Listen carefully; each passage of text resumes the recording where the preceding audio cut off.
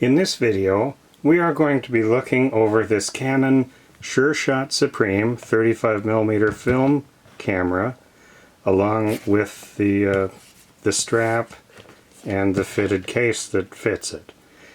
And I'm doing this video because I'm selling this camera and I want to demonstrate it for you so that you can see it in operation, and that should help with establishing the value of it for you. And so what I have here is a battery to test it with and a scrap roll of film to test it with, and we are going to first install a battery. Now this particular camera has kind of a funny battery door that actually requires that you take out some screws in order to put the battery in. And so we see here on the end where the strap is, there's a screw right here.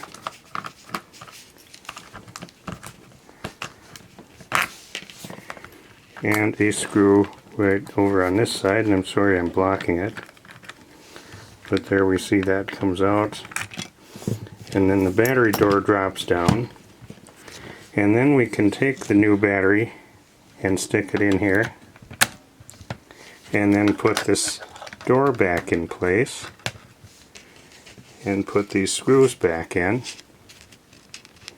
One there. And one over on this side.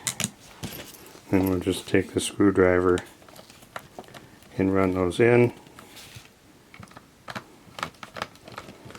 Okay, now with the new battery in, we can see on the back it shows the battery indicator right there is full. Okay. And so now what we can do is load a scrap roll of film. So we pop open the door right there like that. We take our roll of film, put the cartridge in on this side, pull the leader out over into that area there, close the door, and we hear it winding. And notice that a number 1 showed up here. So now if we go around to the front of the camera, in order to open the lens cover, we just push this little button here and it opens. It's a mechanical thing to close it back up with that, but you can pop it open just like that. When it's open, it's ready to take pictures, and so I'm going to just push down the shutter button and point it off that direction. And I saw that went. Try it again. I'm going to try and force it to flash, so I'm going to shut off my light that's right here so it's a little darker here, and let's see if it does. There, and it certainly did. Try that again. Certainly did that again. Okay, so we established that the lens moves a little bit to focus, the flash works. Let's try the self-timer. I'm going to point that right here at us here and push that to start it. We can see the little light blinking here, and we'll watch when it completes its cycle.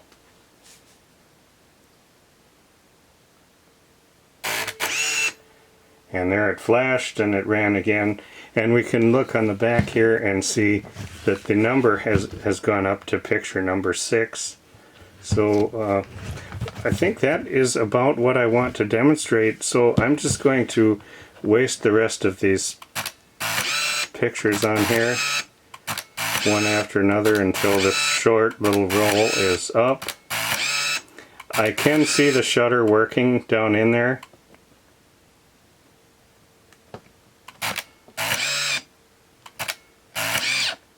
Oh, there, I think it hit the end.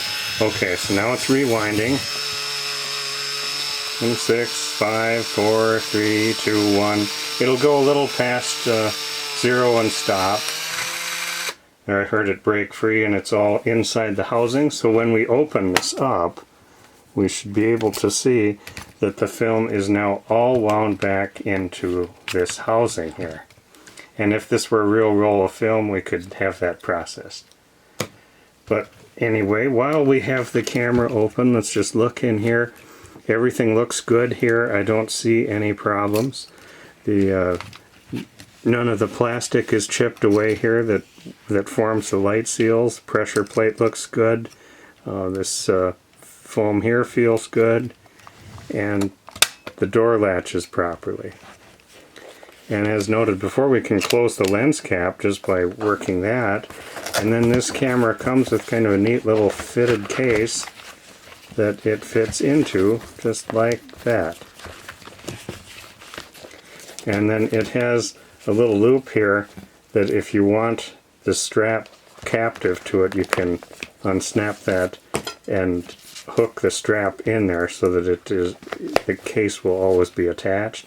Otherwise, you can just use your strap coming off the end of the camera like that, and then there's a little pad here.